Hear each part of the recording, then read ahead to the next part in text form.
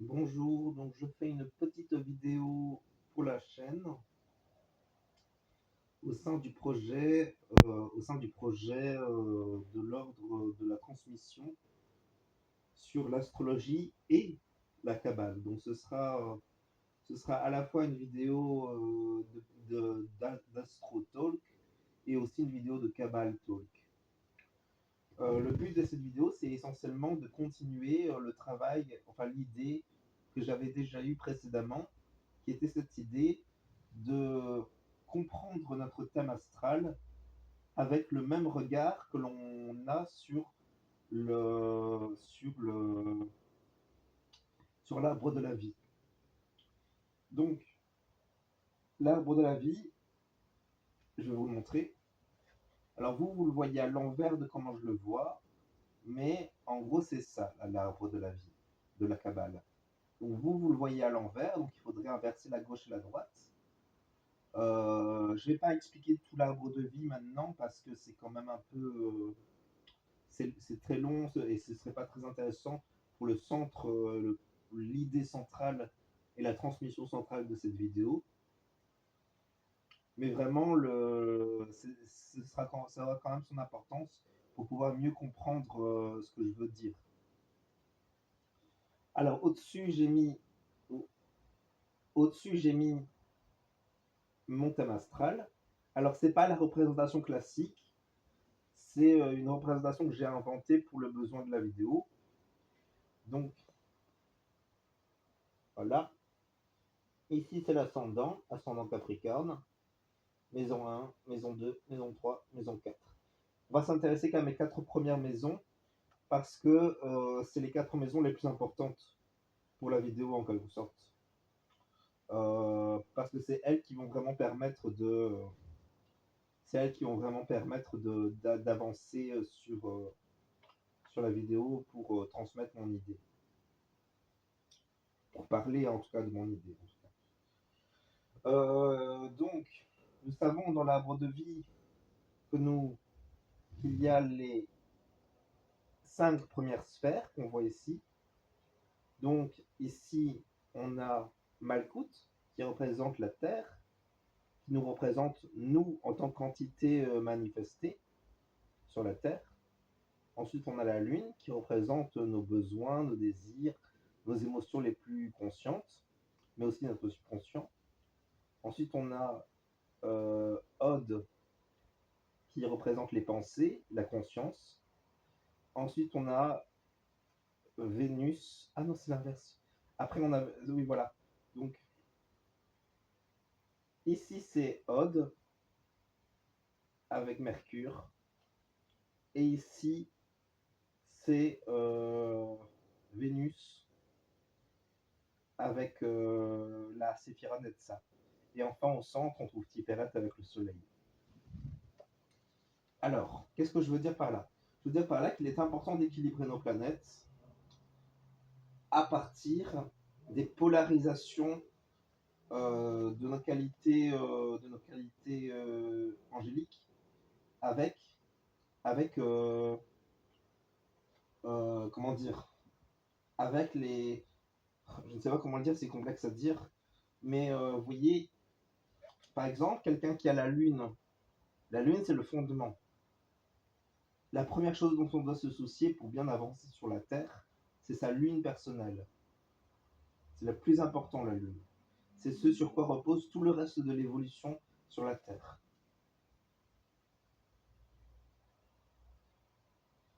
Ensuite, donc nous voyons ici que moi j'ai ma lune en maison 1 en Verseau.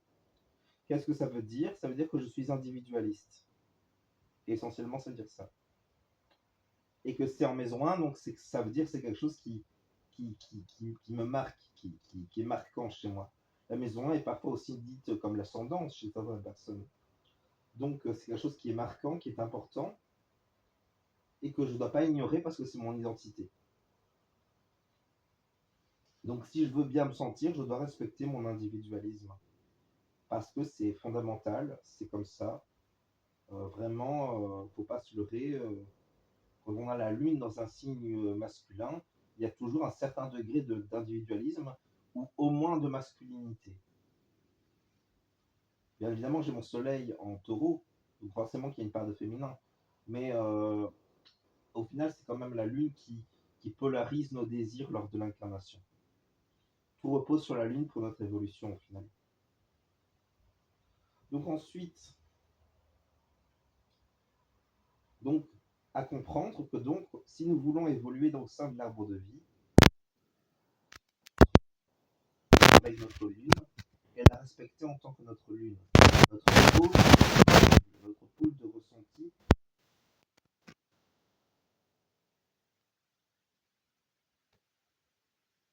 respecter son individualisme. On a la lune en verso, c'est-à-dire qu'on se sent bien que quand on est individualisme et qu'on ne se sent pas très bien dans un excès de générosité, de gentillesse, etc. etc.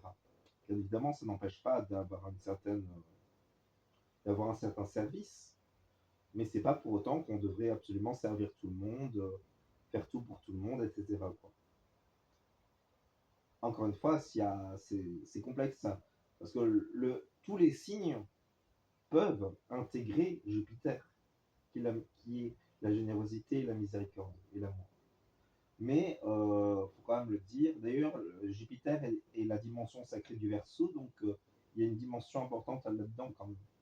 Mais bon, globalement, faut quand même pas se leurrer. Le Verseau, il est généreux pour lui, et donc s'il n'a pas l'impression qu'être généreux avec vous ne le servira pas, il ne vous servira pas à ce moment-là. C'est juste la polarisation de notre thème astral. C'est notre énergie primordiale. Bien sûr, ça n'empêche pas d'aider à certains moments. On garde notre libre arbitre. Bon, on entend tout et n'importe quoi sur le libre arbitre, chacun sa croyance au final. Mais bon, au final, on garde notre libre arbitre, évidemment. Mais il faut respecter le bien-être personnel de l'individu. C'est fondamental. Fondement, Yesod, la lune. Donc ça, c'est pour Yesod. Par rapport à, par rapport à, par rapport à,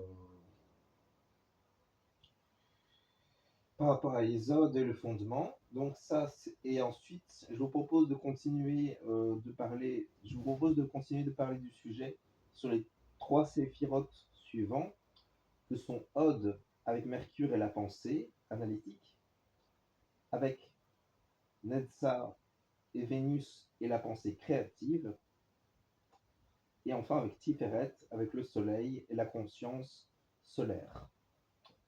Donc, regardez, où est mon Mercure dans mon thème astral? Il est ici. Il est en taureau, maison 4. Qu'est-ce que ça veut dire? Ça veut dire que ma pensée a pour principale fonction de penser pour ma famille. C'est inévitable, inévitable. C'est triste, hein, mais on est complètement polarisé par rapport à notre thème astral, et c'est pas du tout évident pour quelqu'un qui n'a pas son Mercure en maison 4 de penser à autre chose que sa famille. C'est réellement dans la maison où se trouve notre Mercure que nous sommes doués pour penser pour ce domaine-là. Donc oui, c'est toute la problématique. Nous sommes réellement des êtres pensants, mais qui pensons avant tout par rapport au domaine où se trouve notre Mercure. Dans la maison, par rapport à la maison où se trouve notre Mercure. Voilà Mercure en maison 4, donc je pense avant tout et j'analyse avant tout pour ma famille. Vénus en maison 3, donc j'ai une tendance à donner de l'affection, mais toujours centré sur un ego.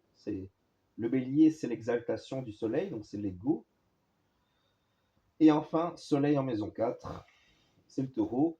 Donc là, qu'est-ce qu'on voit là? Qu'est-ce qu'on voit là? On voit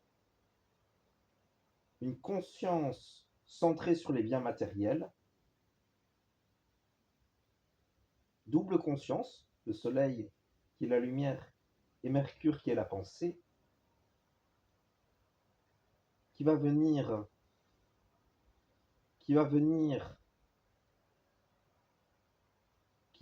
avec ses biens utiliser Vénus, donc la pensée créative, donc les biens mis au service de soi par la pensée créative qui crée des belles choses pour soi et pour les autres, et le tout dans une forme d'individualisme.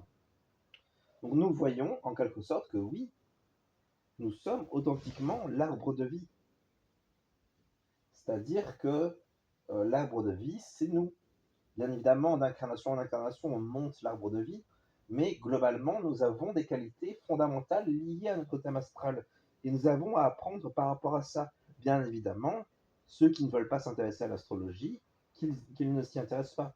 Simplement, quand on s'intéresse à l'astrologie, ça devient vraiment un game changer parce que c'est le moment où on apprend à se connaître et où on peut exprimer ses qualités.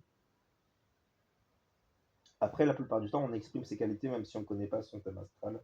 Mais on devient plus miséricordieux envers soi-même à partir du moment où on comprend que c'est pas évident pour nous d'être généreux peut-être à certains moments où on n'a pas ce désir naturel. Par exemple, moi, avec un soleil Mercure en maison 4, c'est quasiment impossible pour moi que je ne sois pas centré sur ma famille. J'ai toujours privilégié ma famille. C'est pas un drame, mais c'est pas un drame, mais quand même, c'est une polarisation. En fait, c'est juste une polarisation. Donc voilà pour ce que je voulais vous dire. Et donc, comment harmoniser tout ça en acceptant, en travaillant avec ces énergies, en travaillant à intégrer un sens par rapport à tout ça pour que nous puissions vivre pleinement avec notre thème astral, en l'exprimant pleinement, tout en créant quelque chose qui va venir donner quelque chose qui sert l'individu sur tous les plans dans la vie. Bon, c'est je le dis avec mon propre point de vue, hein, bien sûr. Donc c'est connoté avec mon expérience. Il y a pas beaucoup, il y a peu de dimensions universelles dans mon langage là. Et bon, je crois que vous avez compris un peu l'idée. Pour l'arbre de vie, si vous voulez faire l'expérience d'analyser votre thème astral avec l'arbre de vie. Donc la Terre représente la Terre sur laquelle nous vivons, le fait qu'on soit cristallisé. La Lune représente notre domaine de bien-être. Vénus représente notre dimension de pensée créative pour la séduction et l'embellissement de soi et des autres. Ode et Mercure représentent la pensée analytique, qui sert l'action avec Mars, qui sert l'intelligence avec Saturne. La pensée créative, elle, sert la générosité, qui sert la sagesse et la lumière avec Uranus. Ensuite, on a le centre avec la Lune qui suit la conscience avec Tiferet, qui peut être une conscience qui illumine. Ça, c'est dans la situation où l'individu est illuminé et connecté à son Tiferet, et qui est connecté à notre dimension supérieure de sainteté, qui est en fait notre dimension de perfection, qui est la vérité. Bien évidemment, nous avons à le manifester, et ça, c'est autre chose. Mais clairement, c'est le sujet de la vidéo. Voilà. Comment manifester sa sainteté? Ça passe par des intégrations de qualité de vie en vie. Donc, en quelque sorte, tous ceux qui ne sont pas encore arrivés à Keter, bah, ils ne peuvent pas encore manifester physiquement leur, leur qualité qu'ils ont acquise ou qu'ils ont manifesté, qu'ils ont révélé. C'est complexe hein, parce que c'est pas encore clair pour moi si ces qualités divines, elles nous sont données à la naissance et on les travaille avec, ou bien si au contraire, c'est des choses qui nous caractérisent depuis l'origine, quoi. Pas évident. C'est pas toujours très clair. De par on va dire l'ombre globale que nous traversons lors de la vie sur Terre. La dimension de toute notre ignorance sur la Terre, quoi. Donc voilà pour cette vidéo, je vous remercie d'avoir regardé jusqu'ici et je vous souhaite une bonne journée ou une bonne soirée. Merci.